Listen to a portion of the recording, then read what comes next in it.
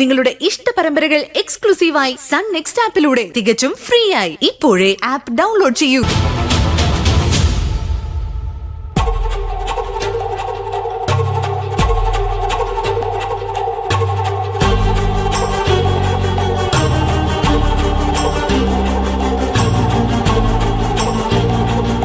ഇതിപ്പോ ഞാൻ എന്താ ചെയ്യേണ്ടത്?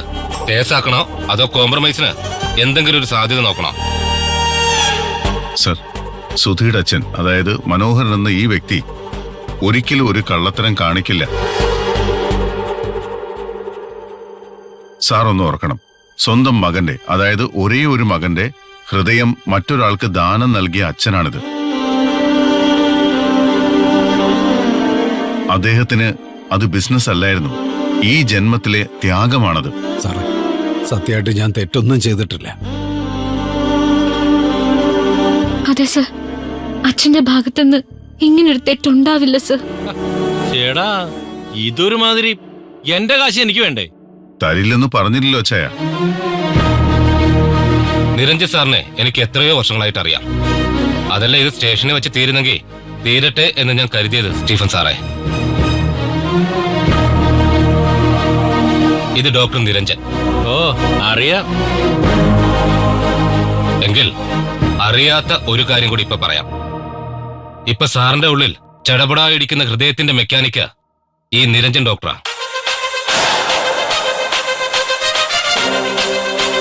എന്നുവെച്ചാ കഴിഞ്ഞ വർഷം നിപ്പി കുഴഞ്ഞു വീണ നിങ്ങൾക്ക് CPR നൽകി ആശുപത്രി കൊണ്ടുപോയതും ആൻജിയോഗ്രാമും ആൻജിയോപ്ലാസ്റ്റിയും ചെയ്തതും ഇതേ നിരഞ്ജൻ ഡോക്ടർ ആയിരുന്നു എന്നാ.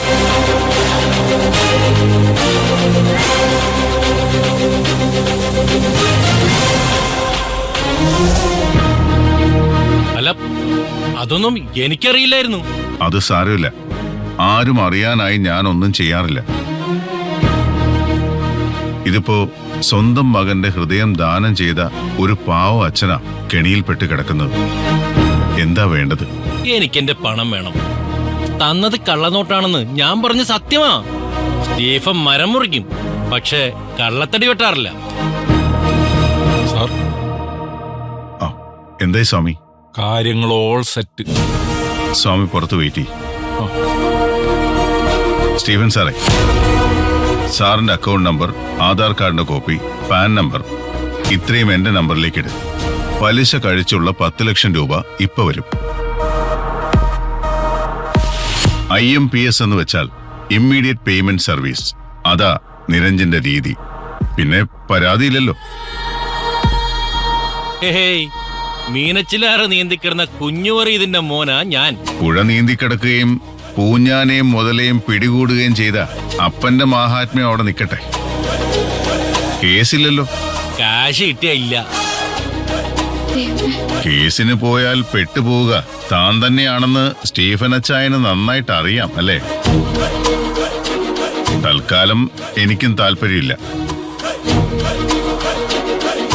പിന്നെ അച്ചായൻ സുധിയുടെ വീട്ടിൽ കാണിച്ച ഷോയ്ക്ക് പകരമായി മീനച്ചിൽ ബംഗ്ലാവിൽ വന്ന് മത്തിക്കറി ചട്ടിയും പഴങ്കഞ്ഞിക്കലവും ചവിട്ടി പൊട്ടിക്കാൻ അറിയാഞ്ഞിട്ടുമല്ല. സർ പ്ലീസ്, ഇതങ്ങ് തീർന്നു പോകുന്നത് തീർന്നു പോട്ടെ. Sir, excuse me.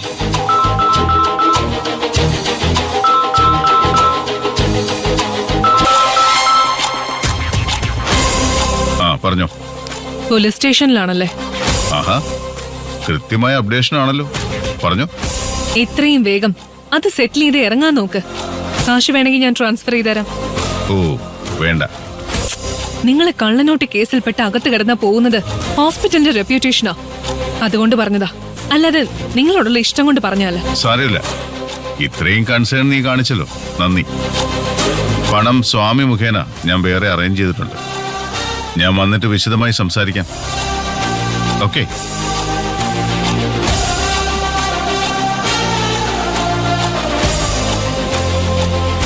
അപ്പൊ പണം വരും അല്ലേ ഡോക്ടർ? 10 അല്ലെങ്കിൽ 15 മിനിറ്റ്. അത് കൃത്യമായി ബോധ്യപ്പെട്ടതിന് ശേഷം സ്റ്റീഫൻ അച്ചായൻ ഇവിടുന്ന് നീങ്ങിയാൽ മതി.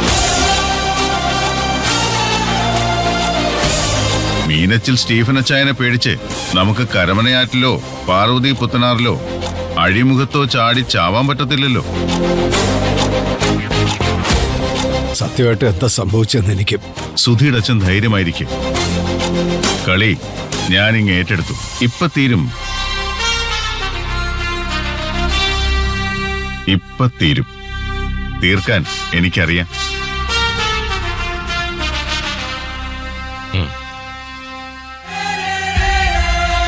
അയ്യോ മനോഹരേട്ടാ, മനോഹരേട്ടാ,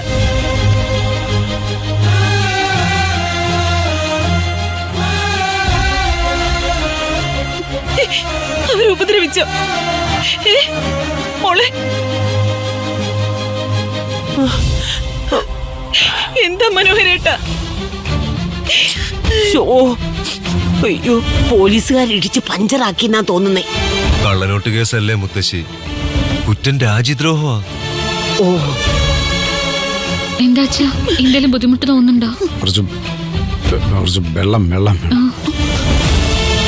എന്താ മനോഹരേട്ടാ? ഒന്നുമില്ല പാർവതി, എനിക്കൊന്നുമില്ലാന്നേ.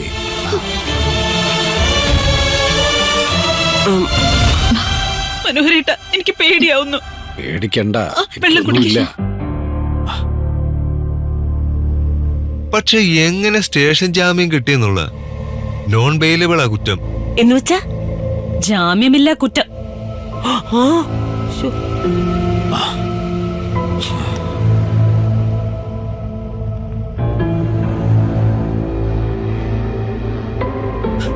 മനോഹര, നിവർന്ന് നിൽക്കാൻ വയ്യേടാ. എന്തായാലും അച്ഛനെ വിട്ടല്ലോ. പിന്നെ അച്ഛനെന്താ കഴുമരത്തിലേക്കും അതുവഴി ചുടലക്കാട്ടിലേക്ക് പോവെന്ന് കരുതിയോ? ഞാൻ സ്റ്റേഷനിലേക്ക് വരാൻ ഇറങ്ങുമായിരുന്നു അച്ഛൻ. എന്തിനാ? പകരം അറസ്റ്റ് വരിച്ച് അകത്ത് കിടക്കാൻ. നീ എന്തിനാടാ പിള്ളേരോട് ഈർഷ്യ കാണിക്കുന്നത്?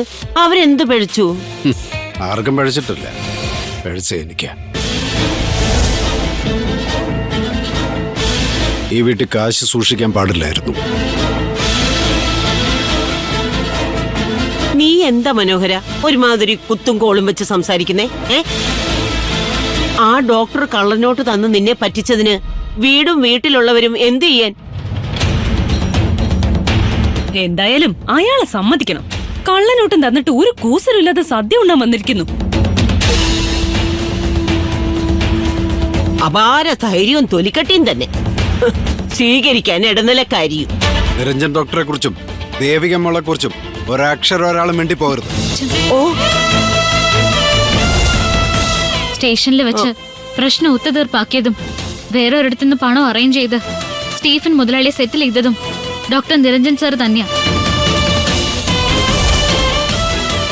കടിച്ച പാമ്പ് തന്നെ വിഷം ഇറക്കിന്ന് പറയുന്നതായിരിക്കും ശരി. ഏത് പാമ്പാ കടിച്ചതെന്ന് ഞാൻ കണ്ടുപിടിക്കും. 3 തരവാ. ഓ,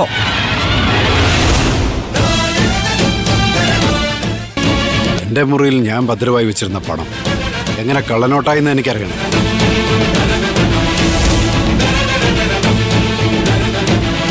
ചേടാ, നീ ഇവിടെ കിടന്ന് എന്തിനാ ആർഗോലത്തുള്ളുന്നത്? നീ പൂട്ടിവെച്ച പണം ആർക്കെടുക്കാൻ പറ്റും? അത് ആർക്ക് തിരിമറിഞ്ഞെടുത്താൻ പറ്റും? ഏത് പൂട്ടും പൊളിക്കുന്ന മിടുക്കന്മാരായ കള്ളന്മാരുണ്ട്. ലേ ശരത്തെ, ആ പിന്നെ ഉണ്ടാവും. അതാ കള്ളന്മാരാണെങ്കിലേ പണം എടുത്തോണ്ട് പോകത്തേ ഉള്ളൂ. ഈ എക്സ്ചേഞ്ച് പരിപാടിക്കൊന്നും നിൽക്കത്തില്ല. ഇതേതോ ബുദ്ധി കൂടിയ കള്ളനാ. അതെ, നല്ല പഠിച്ച കള്ളൻ. അച്ഛൻ എന്താ ശരത്തേനോട് ഇങ്ങനെയൊക്കെ പറയുന്നേ? ഏട്ടനും മോളും ഒക്കെ കാര്യങ്ങൾ വഴി അറിഞ്ഞോളും. ഏതായാലും നിരഞ്ജൻ ഡോക്ടർ ദയകൊണ്ട് സ്റ്റീഫൻ മുതലാളി എന്ന ബാധയൊഴിഞ്ഞു.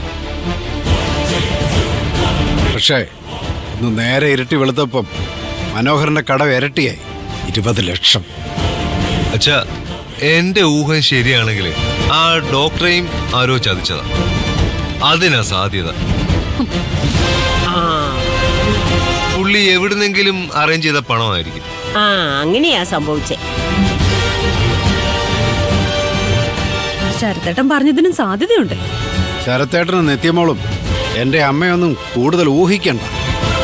കാര്യങ്ങൾ ഊഹിക്കാൻ മനോഹരന് കഴിവുണ്ട്. ഞാനും ചവച്ചിറക്കുന്നതേ അരിയാഹാരം തന്നെ.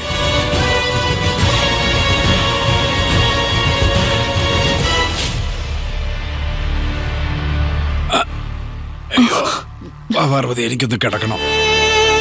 എന്റെ സുതിമോന്റെ പിറന്നാൾ അങ്ങനെ കഴിഞ്ഞു. സാരമില്ല, ഇന്നൊരു ഉപവാസം ആയിക്കോട്ടെ.